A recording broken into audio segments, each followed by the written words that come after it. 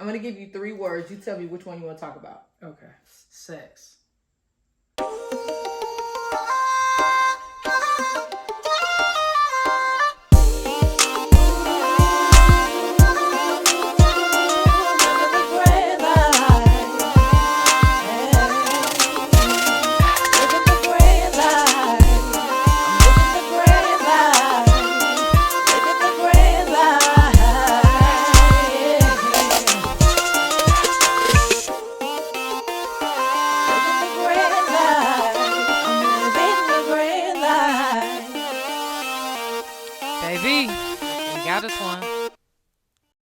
What's up, everybody? I'm Natasha. And I'm Tristan. Welcome back to our channel, Livin LaGrande Lyfe. Welcome to Mind Your Marriage Mondays. So every Monday, Natasha and I mind your marriage. We typically like to mind our own business. We drink our water, we mind our business, we worry about ourselves, right? All that. But once in a while, we want to get all up in y'all Kool-Aid. Mm-hmm. So we find, or people write to us about relationship things to hear our perspective and what we have to say about it. So Tristan today is gonna go ahead and hit us with today's situation, and we're gonna talk about it. Which one do I have 3, guys. I got 3 this week. Y'all been on me. So I got 3 for this week. I'm gonna give you 3 words. You tell me which one you want to talk about. Okay. Protection, sex, arguments. Ooh. Sex. Sex. Of course you would choose sex. Why you left it up to me? I don't know why either. But let me see if I can find this clip. Okay. Just a quick reminder, if a man's sexual needs are not being met, it's because his woman's mental and emotional needs are not being met. Thank you. Let me start this time. So, what are your thoughts about that? Do you believe that it's true that if someone, a woman's partner, and we're not going to say a woman's man or whatever, because obviously, right? But if a woman's partner is not being taken care of sexually, then that means that that woman's emotional needs are not being catered to. What are your thoughts there? So just to clarify, the woman that isn't performing the sex, basically, or whatever. Performing the sex? No. So, okay, the woman that isn't performing on her partner or with her partner is not having her emotional needs met, correct? Mm-hmm. That's the question. Yeah, if that's how you feel like wording it, sure. That works. Just confirming. No, I wouldn't want to perform either. You feel me? Like, okay, so it could be an entity of the issue. Like, there's a lot of things that could go into why this woman isn't performing. Is it that her emotional needs aren't being met? Possibly, but then you would want to think, we adults doing these adult things and all of that, are you not communicating that? Mm-hmm. Is that not being discussed? And then it's not being met? Because if that's the case and you're able to discuss it, then you should be able to discuss further why these other actions aren't happening. Also, there's so many other reasons that a woman cannot be sexually active with her partner. One, she really could have something going on medically, right? Mm-hmm. She could be stressed with work and all the maybe responsibilities she may have around the house or have at work or have with family. There's a lot that could be going on there. There could be something going on with her physically. She might just not be attracted right now for whatever reason. Mm-hmm. Like, there's a lot of different things in play in that. So I guess they're trying to say all of that ties back into her emotional needs. If that's the case, then there needs to be communication going on. It doesn't necessarily mean that she could be cheating. She could be getting what she needs, just not with you. I mean, women don't cheat. Okay. Women do not cheat. It's a lot of y'all that didn't get the memo then, because shoot. That's a man thing. Okay. Oh, okay. Yeah, no, though. What? That's the reason they saying? Yeah, so that's that's the debate right now going on. It's like, is that the reason? So my question is, what is the debate? What are the arguments that's coming up? What are people saying? Most women are agreeing with the fact that that is true. Like that most times if a woman is not, tending to her partner's sexual needs, is because their emotional needs are not being met. I tend to say, I'm with you, it's probably a litany of things, but I do believe that it sort of all compounds into the fact that women, in order for us to be sexually, most of us, I can't speak for all of us, when we in a situation where we're not having sex, it is because our, emotions are just all over the place. Like, we got a lot going on. But see, the question wasn't our emotional needs all over the place, it's our emotional needs being met by the partner.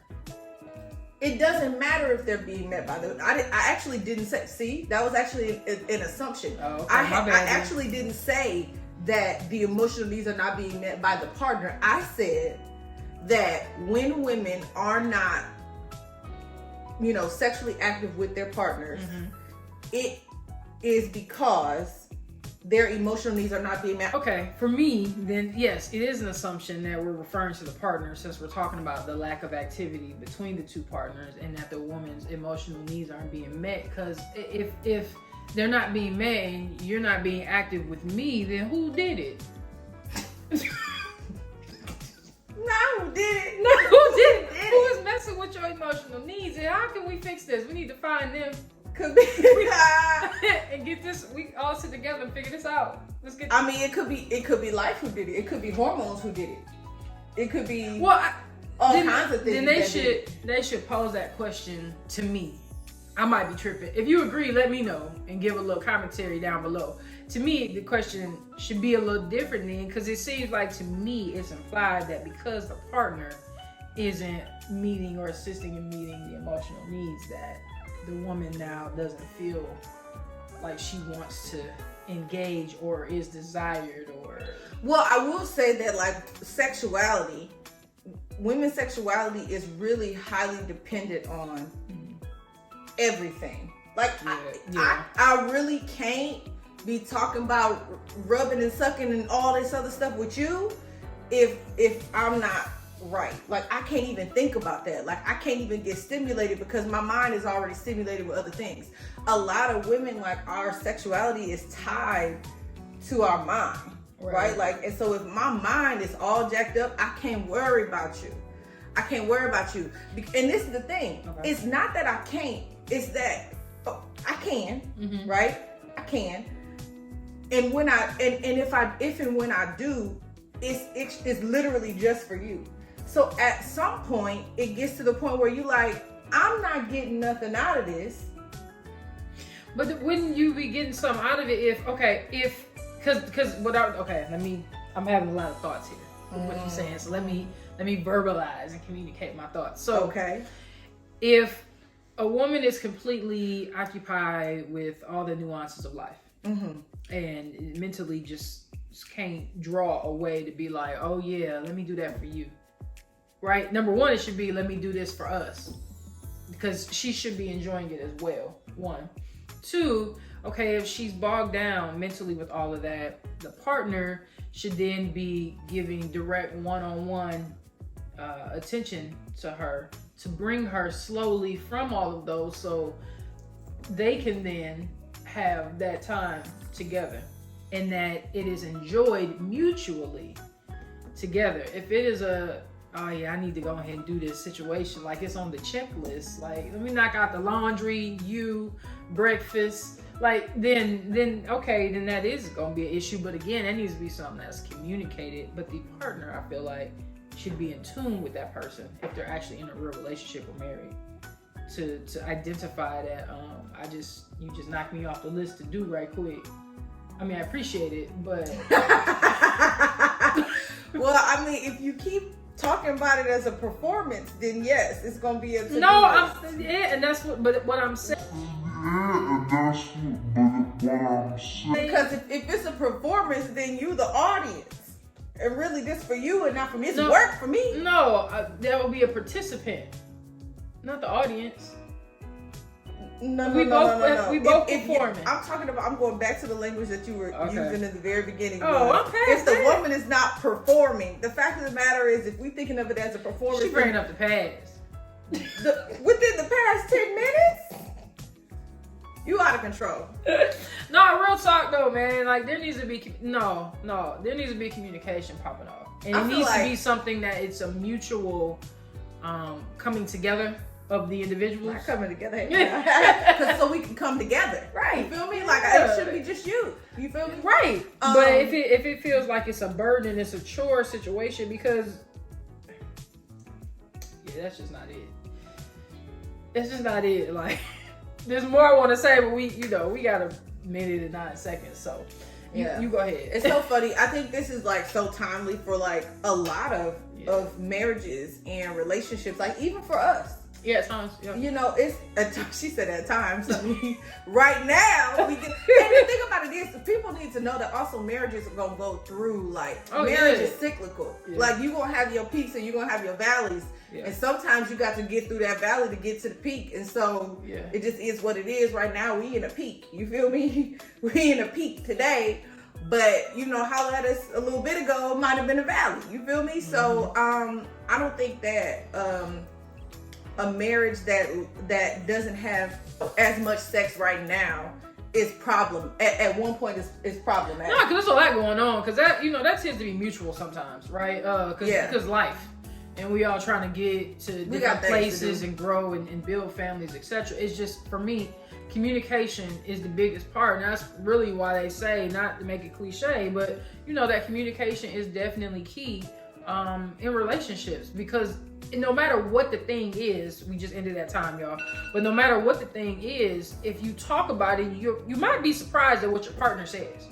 Right. Yeah, but you have to talk about it versus just operating without communication. Then it causes issues because there's assumptions have to be made now. You know what though? I think that's a really good point, because we've had to have awkward conversations, just us. Yeah. Where I've had to be like, baby. Yeah. This is what's up and this is what I'm feeling. Yeah. This ain't working. Mm-hmm. And that's hard to do. I think a lot of times, women feel like they must be on at all times, and really this is just for the other person, and it's just a part of being a good wife or what have you. But the fact of the matter is, I can't be a good wife if I'm not good. I can't worry about that.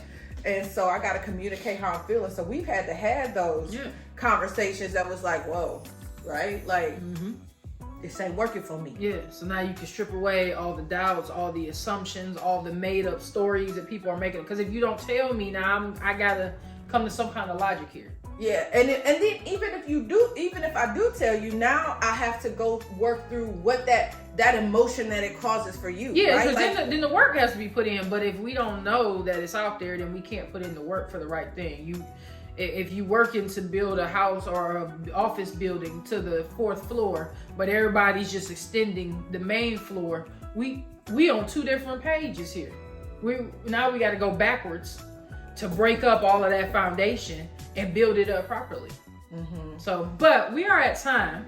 So we're going to go ahead and close out today's Mind Your Marriage Monday. We need to hear your thoughts on this, especially if you're in a current, well, it doesn't matter, relationship now or relationship in the past. What are your thoughts about this scenario that Tristan brought up and our communication about it? We can't wait to hear what it is y'all got to say. If you are new, though, let me take a second for that.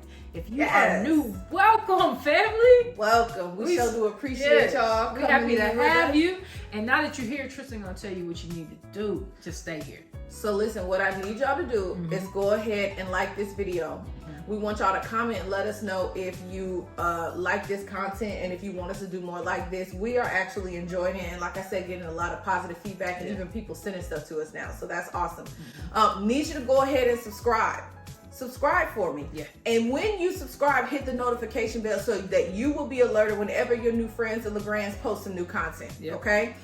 And also, I want to make sure they don't miss any daily fun. So make sure if you are on Instagram, you go ahead and follow us at Livin LaGrande Lyfe. You can follow Tristan at @IsTrisLaGrande. And you can follow your girl, Tasha, at @the_president. We love you guys. And anything else, baby? We on our road to 1,000 subscribers. Yeah.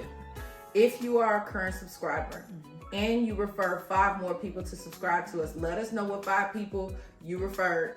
We will verify and then send you $50 via Cash App, PayPal, all of the other, all that, Zelle, all that. Yeah. All right, we look forward to that, and we can't wait to see you guys in the next video. We'll holla at you.